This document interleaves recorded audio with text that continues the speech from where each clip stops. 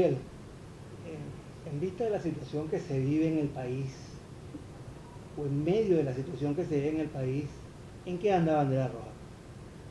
Bueno, anda en la política, como siempre, y ahora anda en una política de cambio. Es decir, convencido de que este país no encuentra solución a la grave crisis generalizada que se vive hoy en día con este gobierno.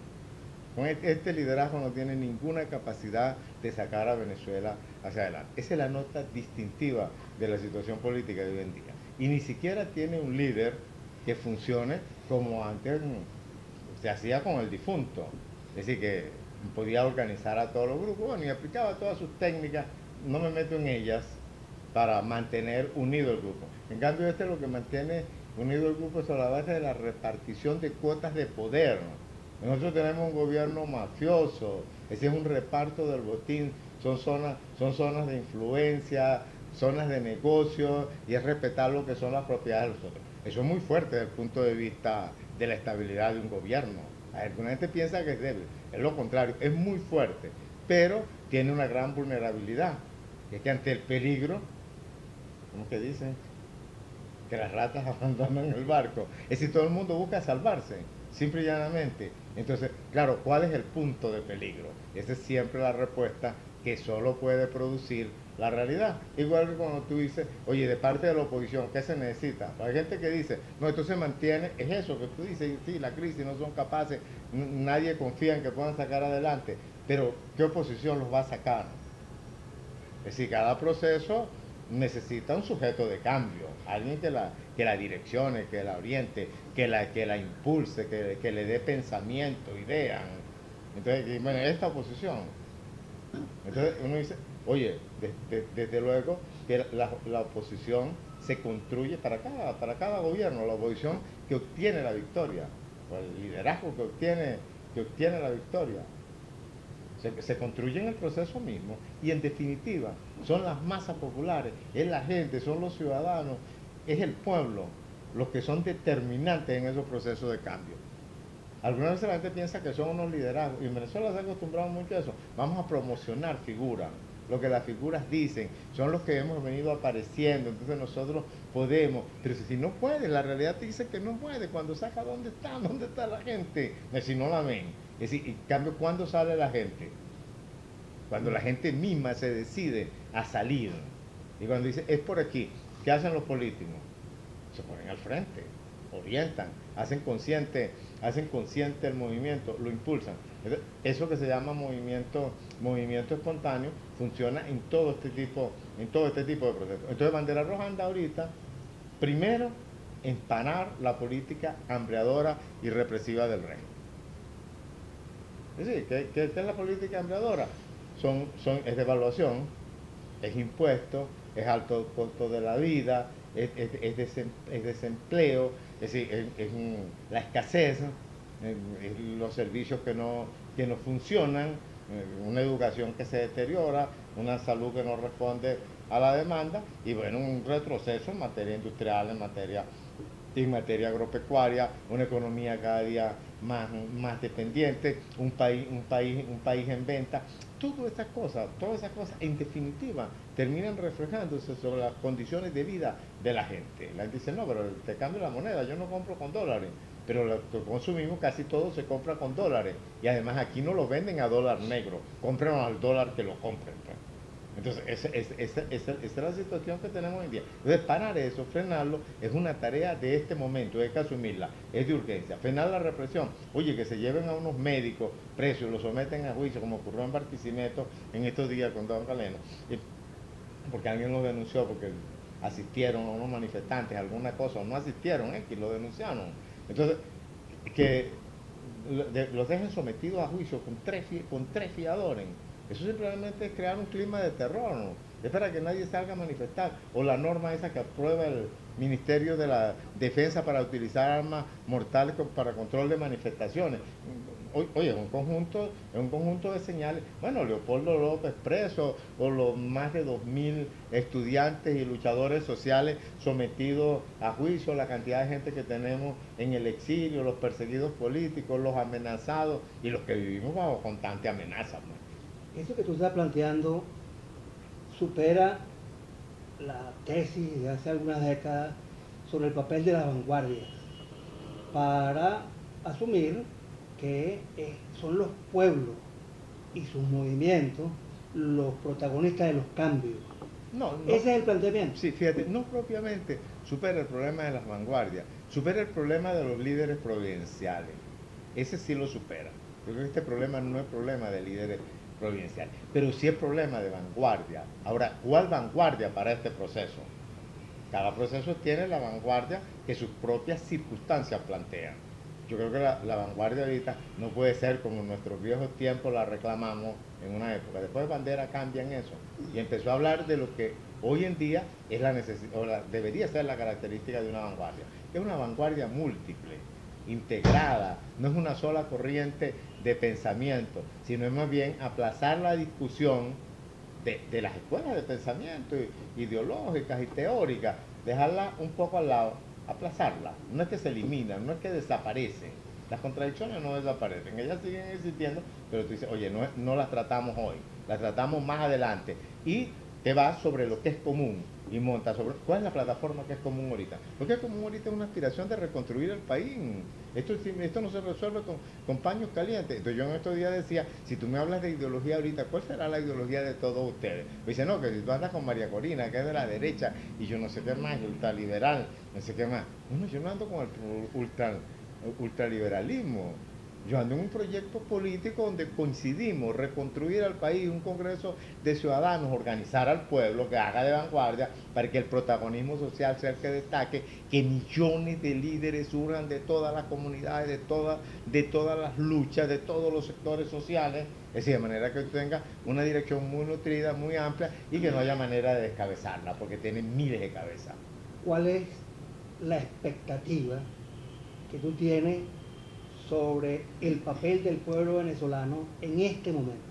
Yo creo que el pueblo venezolano ahorita acusa esos momentos que son, como digamos, de desconcierto, de duda, es decir, de no ver con claridad exactamente cuál es el camino, cómo es la cosa, y además que lo han llevado a una discusión, yo no voy a decir que se ha hecho con perversidad, pero en definitiva termine la discusión, cómo lo hacemos, cómo es el día final, cómo es la batalla final. Es una discusión que siempre en la historia ha resultado inútil. Todos los políticos siempre han dicho, y los guerreros, no hay nada más necio que ponerse a discutir sobre las batallas finales. Y todo el mundo dice, nadie escribe una estrategia completa. Escribe los capítulos primeros o los pasos primeros o las líneas más generales de una estrategia. Y después va señalando los perfiles, las modalidades, las formas, las maneras y los contenidos que en cada momento va adquiriendo la estrategia. Hasta que llegamos ya a esa conclusión. En tu vieja escuela decían, la táctica sirve a la estrategia. La táctica ayuda a la estrategia. Bueno, en la escuela moderna, bueno, que no es moderna porque arranca en la época de Stalin, que ya pertenece a la modernidad. Stalin decía, a veces hay que trabajar con la estrategia para ayudar a la táctica. Es decir, hay que cambiar los planteamientos programáticos, la oferta que tú haces de cambio político, que es lo que vas a construir. La cambia, la varía para que quepan mayores sectores.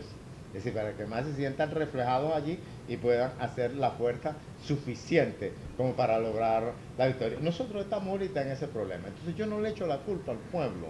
En definitiva hay un pueblo descontento, hay un pueblo que quiere hacer, pero que no sabe cómo hacer y algunas veces duda a esas convocatorias. Si me convocas, ¿para qué? ¿Y para dónde vamos? Y en definitiva, ¿qué es eso? Claro, ahora quieren saber el plan A, el plan B, el plan C, el plan D, el plan yo no sé qué. Entonces, eso mete a la gente en una tremenda confusión. Yo digo sobre esa cosa, número uno, hay que luchar. Hay que luchar. El que lucha, algún día la victoria lo sorprende. Al que no lucha, lo puede sorprender un infarto o cualquier otra cosa. Pero la victoria nunca. Y nunca será de él, será de otro, porque él no habrá participado en eso. Entonces, hay que luchar y en segundo lugar hay que organizarse. Los pueblos desorganizados no son fuerza. Los pueblos adquieren fuerza en su organización, en su conciencia y en su disposición de lucha. Eso es lo que les da, eso es lo que los convierte en una posibilidad de cambio, de transformación, en un sujeto activo. porque los pueblos son sujetos pasivos cuando están normal, sí, tú puedes decir que es un sujeto, pero está allí, está como en reserva, letargado. Entonces cuando tú lo despiertas, cuando haces una conciencia en un momento y cuando creas una disposición y lo tienes estructurado, porque una fuerza estructurada, consciente, disciplinada y dispuesta puede valer mucho más que otra que sea numéricamente superior. Hay un problema de calidad que tú tienes que ver. Pero la gente dice, no, que si es la elección, que si somos mayoría o no mayoría. Esa es una discusión que hoy en día no tiene sentido. Yo no tengo ninguna duda de que nosotros somos mayoría electoral. Yo no tengo duda, y creo que el pueblo venezolano no lo duda.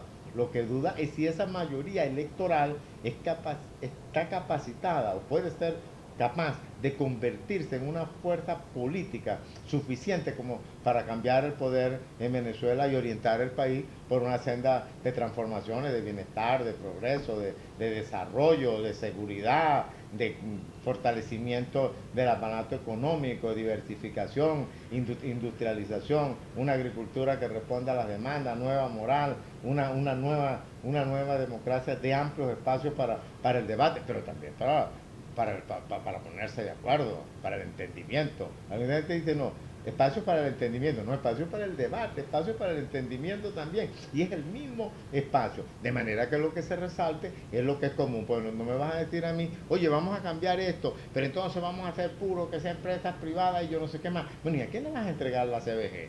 ¿A cuál de las familias le vas a regalar PDVSA? ¿O a cuál otra le vas a dar a Citgo? ¿O todas las propiedades que tiene el Estado venezolano? Es decir, para hacer esto privado. Es decir, ¿cuál es la ética? ¿Cuál es la ética que orienta ese reparto? ¿O es simplemente terminar con un reparto del botín para irse a repartir lo que queda? Eso no es la política de bandera roja. Nosotros siempre hemos dicho un cambio que beneficie a la sociedad venezolana, que beneficie al país y que nos beneficie a todos, que beneficie a las familias venezolanas. Mira, la crisis venezolana, la crisis económica venezolana, ¿cómo ha influido en el movimiento obrero? Bueno, quizás el movimiento obrero ha sufrido los embates de no ponerse a tono en el entendimiento de lo que ha significado estos últimos 15, 16 años de este régimen, ¿no? En el sentido de el movimiento sindical no puede quedarse única y exclusivamente en el reclamo de salario, en el reclamo de seguridad social, frente a un proceso que ha debilitado la economía en su conjunto, incluso que ha sido un retroceso. Es decir, nosotros, este esplendor de más de 10 años con precios del barril de petróleo altísimos, es decir, nos recuerda lo que sucedió luego del boom petrolero cuando el primer gobierno de Carlos Andrés, que vino su viernes negro. A este régimen le vino la semana pasada un jueves negro, es decir, una mega devaluación donde se legalizó el mercado especulativo de la divisa. Es decir, nosotros estamos viviendo una economía ficticia, una economía que ha propendido a beneficiar la especulación, la flojera, o donde no se premia el esfuerzo, el mérito, la profesionalización. Por lo tanto, frente a esa circunstancia, el movimiento obrero, el movimiento sindical, tiene que erigirse más allá de sus reclamos propios, es decir, de aumento de salario, que debemos hacerlo necesariamente. Pero la diferencia que puede haber en el sentido de los partidos políticos que enfrentan al régimen y del movimiento social, cómo debe enfrentarlo, es fundamentalmente sentar algunas líneas maestras de lo que debería ser una reconstrucción en función de una revolución industrial, en función de demostrado ya que la renta petrolera ya no es un dinamizador de nuestra economía, sino que más bien ha servido como para remachar más nuestra dependencia, donde nuestro país económicamente está cada día más hipotecado. La deuda incluso pública prácticamente es incontable porque las cifras oficiales no nos dejan ver todas estas contrataciones con China, con los países árabes, con diversas naciones a las cuales nosotros le hemos entregado la parte fundamental de la explotación de muchos de nuestros principales rubros minerales. Es decir, frente a eso, el movimiento sindical, por supuesto, tiene que levantar una gran unidad para detener este paquete hambriador y un paquete neoliberal. Es decir, eso necesariamente unirnos con los gremios, unirnos con los sindicatos de diversa índole política, en función de que nosotros reclamemos inmediatamente un aumento general de sueldos y salarios que no puede estar por debajo del 100%. Es decir, nosotros tenemos una deuda en cuanto a seguridad social que pareciera que solamente fuera los pocos beneficios que han obtenido los pensionados y jubilados, que a menos se han emparejado con un salario mínimo que apenas significa $33 mensuales. El pueblo venezolano, ¿tú crees que puede contar en este momento con el movimiento obrero para el cambio? Mira, una muestra evidente de que eso es posible es lo que está pasando en las empresas básicas. Nosotros vemos que el movimiento sindical, que hace apenas un año y medio estaba totalmente controlado por las fuerzas oficialistas y por el sindicalismo que ellos llaman bolivariano y socialista, entre comillas, es decir, ha quedado en total desventaja frente a fuerzas emergentes, que no terminan de entender lo que fue toda esa oferta demagógica, esa promesa de que los trabajadores íbamos a controlar las industrias, y que eso terminó más bien en un desahucio de muchas de esas industrias básicas. Es decir, incluso se comenta que en la última negociación con China le iban a dar a esa república el control de Sidor. Es decir, a nosotros vemos un movimiento sidorista, y por eso hace apenas un mes el Tribunal Supremo, la Sala Electoral, suspendió las elecciones de Sutiz, porque iban a tener una derrota estruendosa los candidatos oficialistas. Por lo tanto, el movimiento obrero, el movimiento sindical, está reponiendo sus fuerzas de tal manera de que pueda contar una reconstrucción nacional con nuestro apoyo. Es decir, por supuesto, nosotros seremos siempre unos dialogantes que vamos a estar delante en cuanto al respeto a la legislación laboral, a lo que son la necesidad de que cualquier inversión no pueda guiarse y no se le pueda dar toda esa apertura como lo están haciendo algunos acuerdos con China. Mira, en el Fuerte Tiuna, donde se están construyendo esos edificios, hay 3.000 reos chinos, o sea, procesados chinos que vienen a trabajar como esclavos.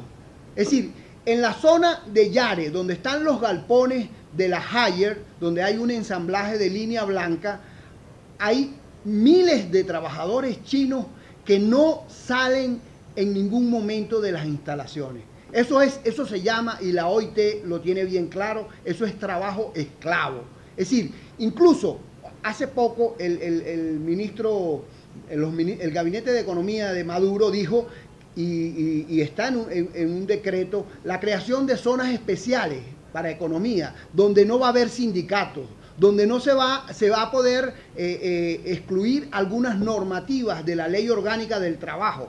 Es decir, incluso es peor que las maquilas que nosotros siempre hemos criticado, que se instalaron sobre todo en América Central, en México, en la zona norte de la frontera con Estados Unidos. Es decir, maquilas donde el trabajo es un pago diario, sin seguridad social, sin ley del trabajo, sin sindicatos. Es decir, estamos frente a este gobierno que se dice supuestamente socialista y que por supuesto ha demostrado ser la estafa más grande, tanto ideológicamente como política. Es decir, el mismo hecho que nosotros ahorita estemos reclamando que lo que se planteó en el plan de Barranquilla, por allá en los años 30 del siglo pasado, y que fue reflejado un poco en la Constitución del 47 y en la Constitución del 58, es decir, que 61. Del 61 fue aprobada, o sea, con el cambio del derrocamiento de Pérez Jiménez, esa Constitución y la del 47 reflejaban una idea de desarrollo que incluso fue lo que le permitió al bipartidismo mantenerse como una fuerza que daba una promesa de crecimiento y de desarrollo al país. Hoy, el hecho de que muchas de esas cosas estén vigentes significa que estos últimos 5 lustros ha sido un retroceso histórico y mucho de mayor peso en el sentido de que se han contado con unos recursos que de verdad hubiesen servido para que Venezuela diese un salto significativo en sus capacidades productivas, en romper esas cadenas de dependencia, en abrir en verdad en Venezuela la posibilidad de que se adelantara en la producción de muchos de esos rubros que nosotros hoy estamos importando, en elevar la productividad, en poder exportar. Hoy el 95% de las divisas que entran al país son por cuestiones de petróleo. Es decir, nosotros no tenemos una diversificación en nuestra capacidad productiva.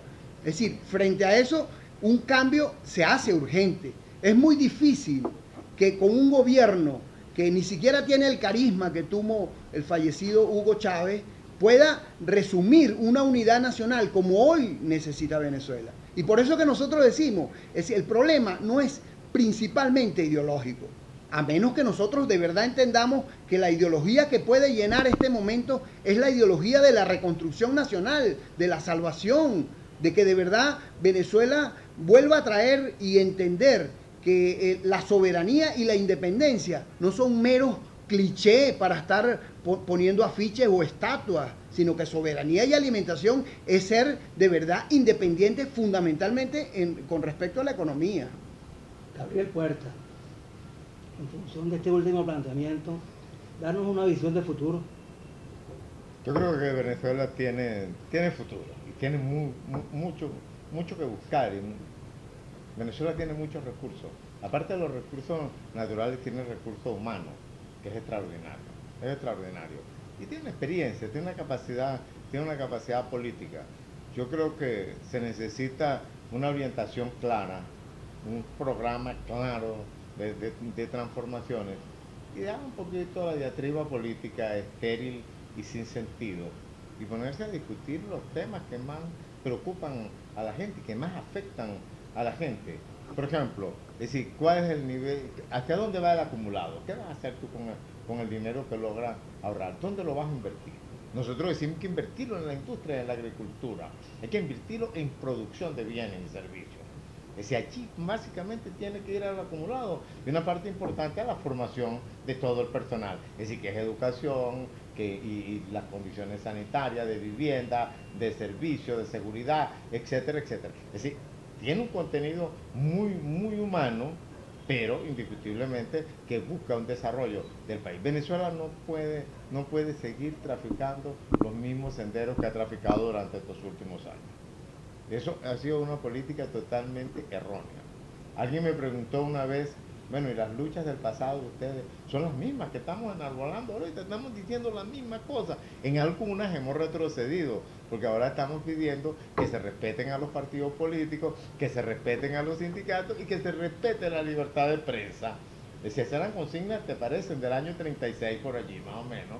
Entonces, cobran una plena vigencia ante la agresión y la nueva forma que ha adquirido la limitación de estos espacios de participación política, de organización y de instrumentos pues, para el reclamo y para la lucha. Entonces, oye, el respeto a la disidencia, que dice, vamos a dialogar, y el diálogo es una expresión de que hay respeto aquí en el país, de que nos podemos sentar en una misma mesa. No, aquí lo que puede llevar a sentarnos en una misma mesa, y lo que de verdad sería respetuoso con el pueblo venezolano, es que nosotros digamos, llevamos a sentarnos a ver cómo arreglamos esto, y cómo arreglamos esto arranca por decir, lo que tengo hoy no sirve, este programa, lo que intenté hacer, los proyectos, las ideas, los criterios, llámese como se llame, lo que han intentado, modelo, dicen algunos, uno lo ve poco, pero bueno, si quieres llamarlo modelo, hazlo. Esto no ha servido, esto es un fracaso. Es decir, perdió una gran oportunidad histórica, dilapidó una inmensa cantidad de recursos que no encuentra explicación alguna en qué lo hicieron. Es decir, lo derrocharon, lo malgastaron, lo mal invirtieron, se lo robaron. Pero el problema es que no existe. Tú no dices, ahí están las obras, ahí están las industrias. Oye, está bien, Venezuela tiene un problema, pero lo que esas industrias se terminen o empiecen a producir a plenitud, vamos a salir a decir, no, que ¿dónde están las industrias? Vamos a continuar nueva siderúrgica. Y nombraron la directiva de la empresa y pusieron una primera piedra.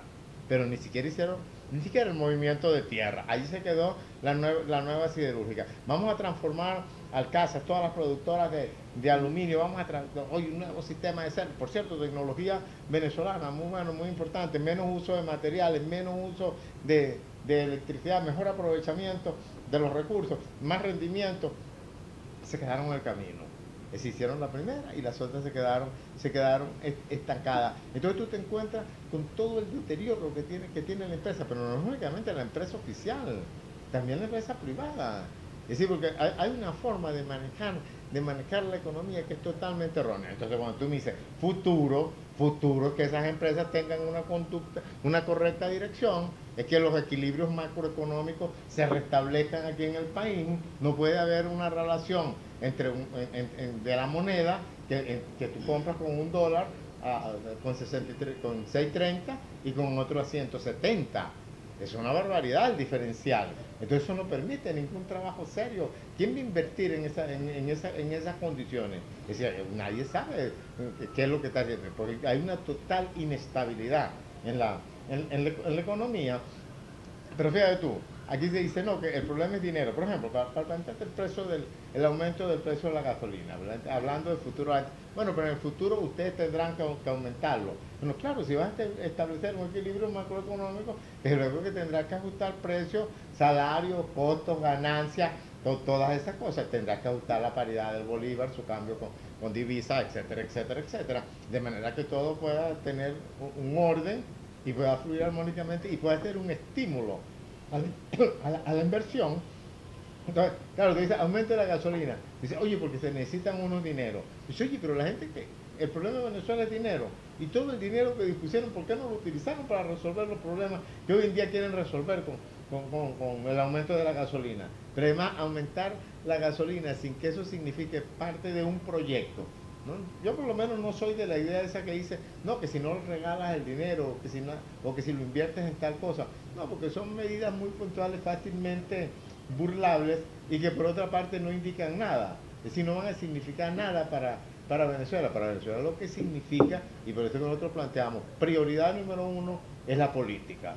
Y es el cambio político. Si aquí no hay un cambio político, si no hay una conducción que le dé un rumbo claro al país hacia el avance, hacia el progreso, hacia el desarrollo, cualquiera de las medidas resultarán insuficientes e inútiles y serán simplemente descargar el peso de la crisis o el pago de la crisis, como dicen algunos, sobre los hombros de los más pobres, de las clases medias, de los trabajadores y sobre todo de la gente esa clase media que logró y pudo tener algún nivel de confort o vivir en algunas condiciones que hoy en día las ve deteriorarse drásticamente.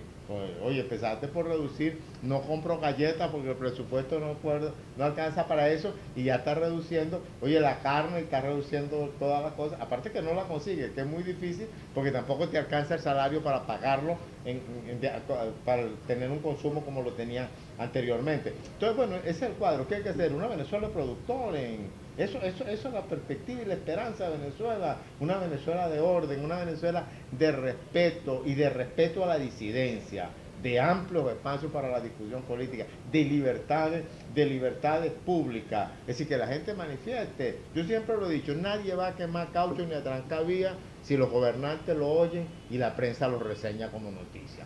Ahora, si tú para que te reseñen como noticia tienes que trancar una vía, quemar un cancho, armar un zaperoco, de luego que apelarás a eso, es la única manera. Y si los gobernantes, la única manera que si tú vas a hacerle presión ante un ministerio, harás presión ante los ministerios. Pero si tú recibes, si la gente puede organizarse, si los sindicatos de verdad son un instrumento que cumple una labor y que son respetados por el Estado y por los patronos, indiscutiblemente que la gente canalizará sus reclamos por esa vía. Ahora, cuando eso parece que no logra nada, entonces la gente se dispone a salir a la calle. Entonces, fíjate tú ahorita que el clamor de la gente te dice calle, calle, calle, como si calle, calle fuera alguna solución, o fuera alguna estrategia, o fuera alguna política. Claro, la gente condensa, entiendo yo, calle es lucha.